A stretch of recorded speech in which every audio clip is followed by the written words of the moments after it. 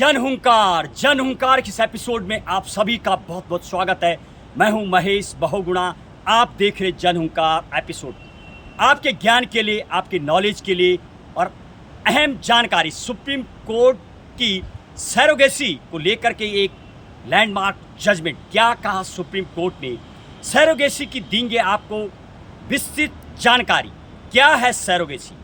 खास तौर पर सैरोगेसी रेगुलेशन एक्ट 2021 जब से अमेंडमेंट हुआ है, और इस केस की यदि बात की जाए तो एज को लेकर के जो जजमेंट बताई है सुप्रीम कोर्ट ने, वो देंगे आपको जानकारी। पहले what is the surrogacy? Surrogacy simple शब्दों में यदि बताया जाए तो when lady agree to carry others child, that is called the surrogacy. महिला गर्भ में जब बच्चे रखने के लिए एग्री हो जाती है तो उसको सैरोगेसी कहा जाता है, यानी सैरोगेसी और सैरोगेशन ऑफ द मदर। और अभी अभी सुप्रीम कोर्ट ने जो इसकी सुनवाई करते हुए एज को लेकर के जो फैसला दिया है, और साथ ही क्या उस पर जो लॉ अप्लाई होगा, प्रोस्पेक्टिव लॉ होगा या रिस्ट्रोस्पेक्टिव लॉ इम्प्लीमेंट होगा, उसकी भी आपको देंगे आज अहम जानकारी। सैरोगेसी जब से एक्ट बना हुआ खास तौर पर 2021, उसमें एज जो फीमेल की एज रखी गई है 23 to 50, और मेल के लिए, पुरुष के लिए 26 to 55 की उम्र फिक्स कर दी गई है। अब दो टाइप का सैरोगेसी इंडिया में चलता है, एक कॉमर्शियल सैरोगेसी और एक अल्ट्रोस्टिक सैरोगेसी। कॉमर्शियल सैरोगेसी पर बैन लग गया है, सुप्रीम कोर्ट ने बैन लगा रखा है पहले से ही, काफ़ी टाइम पहले से बैन लग चुका है। लगातार इसका जब मिसयूज हुआ उसके बाद सैरोगेसी रेगुलेशन एक्ट 2021 जब आया उसके बाद बैन लग गया। हालांकि वर्तमान की यदि बात करूं तो अल्ट्रोस्टिक सैरोगेसी अलाउड है। कॉमर्शियल सैरोगेसी वो चीज़ है जब आप किसी को पैसा दे करके कोई लेडी एग्री हो जाती है, सामने वाले का बच्चा 9 मंथ को अपने गर्भ धारण करने के लिए, उसको कॉमर्शियल सैरोगेसी कहा जाता है। विदेशों में, अनेक देशों में यह भी चल रहा है, लेकिन भारत में जब से सैरोगेसी रेगुलेशन एक्ट बना है तब से बैन लगा हुआ है। लेकिन अल्ट्रोस्टिक सैरोगेसी अलाउड है। यानी एग्रीमेंट से, अपनी इच्छा से कोई आपका फैमिली, दोस्त, मित्र, जानने वाला यदि किसी बिना शर्त के और एक अपने रिलेशन पर यदि एग्री हो जाता है तो उसके ऊपर कोर्ट को, संविधान को या किसी भी को कोई ऑब्जेक्शन नहीं है। हालांकि यदि आप पूर्व, जैसे आपकी जानकारी के लिए बताऊं, शाहरुख खान का जो तीसरा बच्चा है, गौरी खान, इनके द्वारा भी एक तीसरा जो बच्चा ये कॉमर्शियल सैरोगेसी में अडॉप्ट किया गया था, और पहले ये बार था। और पहले 2021 से पहले की यदि बात करूँ, इसके ऊपर किसी तरीके कोई बैन नहीं था। बैन का कारण ये है, जब लगातार सुप्रीम कोर्ट ने देखा कई ऐसे मामले सामने आए डिस्प्यूट के, जब लोग सैरोगेसी मदर के लिए रेडी हुए तो मानो कई फीमेल ने इसको एक बिजनेस बना डाला। और आप हालात ये हो गए कि कई महिलाएं ऐसी मेट्रोपोलिटन सिटी में सामने आई जब 50 ईयर्स तक 20 बच्चे उनके द्वारा, यानी कॉमर्शियल सैरोगेसी के द्वारा बनाए गए और सामने वाले को दिए गए। मे भी ये भी हो सकता है गरीबी के कारण, पैसे को लेकर के लगातार बराबर एक केस के लिए 2 lakh, 3 lakh, 3,50,000 like that amount was they were taking. और 2-3 केस जब सुप्रीम कोर्ट के सामने नज़र वो आए उस टाइम कि ऐसा कि 50 ईयर्स तक महिला 20 बच्चों को जन्म दे चुकी है। आप अंदाज़ा लगाइए क्या हेल्थ हो जाएगी महिला।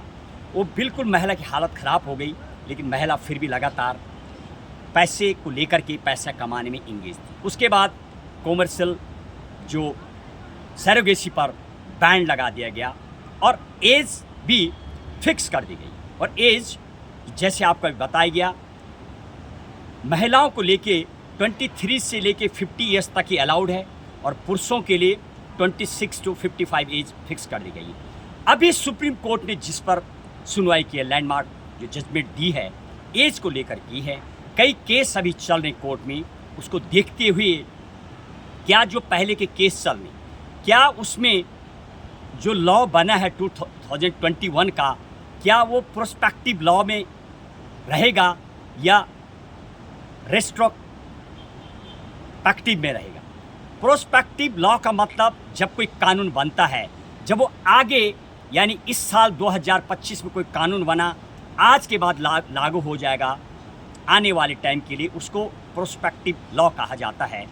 और रिस्ट्रोस्पेक्टिव लॉ वो होता है जब कुछ कानून, कुछ ऐसा भी होता है जब कोई केस ऐसे होते जब डिक्लेयर किए जाते हैं वो पहले से लागू किए जाते हैं, पूर्व में जो केस चल रहे उन पर भी। हालांकि यदि मैं भारत देश की बात करूं, आईपीसी, सीआरपीसी और धाराओं की बात करूं, कानून की बात करूं, तो उसमें सिर्फ अक्सर क्रिमिनल केसों पर ही प्रोस्पेक्टिव लॉ चालू हो जाता है और रिस्ट्रोस्पेक्टिव सिविल जो नॉर्मल केस होते हैं उन पे लागू हो जाता है। और क्या वास्तविक ही एज को लेकर के जो फैसला दिया सुप्रीम कोर्ट ने, ये प्रोस्पेक्टिव में चालू रहेगा, उन केसों पे लागू नहीं होगा जो 2021 से पहले सामने आए। कई जगह पर कई लोगों ने कोर्ट में पटिशन डाली है इसको लेकर के कि इंडिया में ये लागू होना चाहिए। पूर्व में ये सिर्फ उनके लिए अलाउड था जब कोई वाइफ हस्बैंड के अलाउड था। Spouses, those who are unable to pass out a baby, they were demanded and they were favour of the baby, that through of the surrogacy they become a father, like that. अब लोगों ने जब demand की, बहुत सारे ऐसे लोग हैं, widow, so many widowers, divorcee, तो they are willing to a baby या विडोअर हैं तो उनको चाहिए, तो कॉमर्शियल जो बैन लगा हुआ कॉमर्शियल सरोगेसी पर, इसको हटाया जाना चाहिए। कई लोग अभी भी, भारत के लोग विदेशों में जाते हैं क्योंकि वहाँ पर ये अलाउड है, कानून वहाँ कॉमर्शियल अलाउड होता है। You just give the money and the lady will carry your baby for the 9 months and you will get your baby. India में बैन है, क्या ये होना चाहिए? बताएंगे आप, फैसला आपका। सुप्रीम कोर्ट ने अभी जो लैंडमार्क जजमेंट दी है सिर्फ एज को लेकर दी है कि यदि आप अल्ट्रोस्टिक सरोगेसी का भी थ्रू यदि बन रहे तो उसके लिए आपको एज का खास तौर पर ध्यान रखना होगा, महिला को भी और पुरुष को। इस पर सुप्रीम कोर्ट ने अभी कोई फैसला नहीं दिया है कि जो विडो हैं, जो विडोअर हैं, जो डिवोर्सी हैं, जो डिवोर्स ले चुके हैं, क्या they can fulfil there willing, क्या वो भी इस कानून में अमेंडमेंट होना चाहिए? क्या होना चाहिए बताएंगे आप? क्या सरोगेसी में उनके लिए अलाउ होना चाहिए नहीं, बताएंगे आप? क्या सुप्रीम कोर्ट आगे इस पर कोई लैंडमार्क जजमेंट देगा?